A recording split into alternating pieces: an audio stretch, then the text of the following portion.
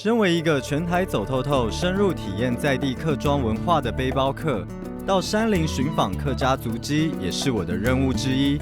居住在苗栗山林地区的罗大哥，从小就跟着家人种植香茅。今天我就要和他来学习如何采收香茅。罗大哥，采收这个香茅一开始要怎么割？就像理头发一样哈，我们要把它抓的这样，安慰它一下，好，把它抓得顺顺的哈。你手不要来，把它集中以后呢，来有没有看起来这个就是乖乖的？想不想学？我来试看看。好，这只给你，这只比较好割。来，你这样抓着，这样。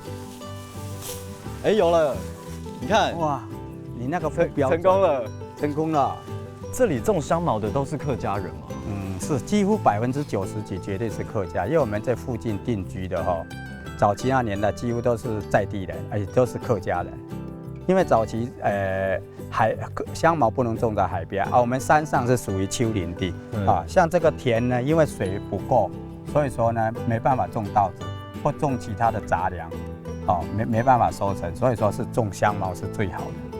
原来早年移居苗栗的客家人，面对着丘陵多而且土质并不肥沃的土地，变化出一套求生的本领。所以看似不起眼，一年仅仅2获，却可养活一家人的香茅，也成了铜锣客家人赖以生存的重要经济作物。那怎么会来到这里种这个香茅？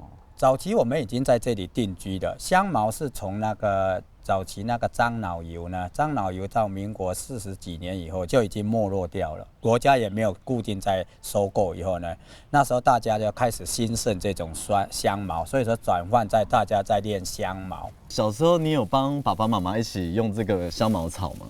我们小时候不会帮忙什么了，我们就说在香茅寮旁边或山上呢，像这样我们晒香茅的时候，晒干了是不是有没有松垮垮的感觉？有。我们小时候就在这附近呢玩捉迷藏啦，或者在这样玩这样跳的这种。跳到上面去吗？跳着这样像弹簧床，又有香香的感觉。弹簧床，好，试看看。好。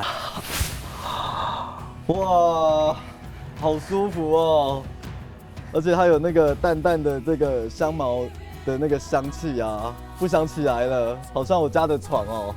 听着罗大哥说，他的儿时记忆是在香茅寮中穿梭玩耍，累的时候就扑倒在堆高的香茅草上休息，这样天真简单的童年，真的让我好羡慕。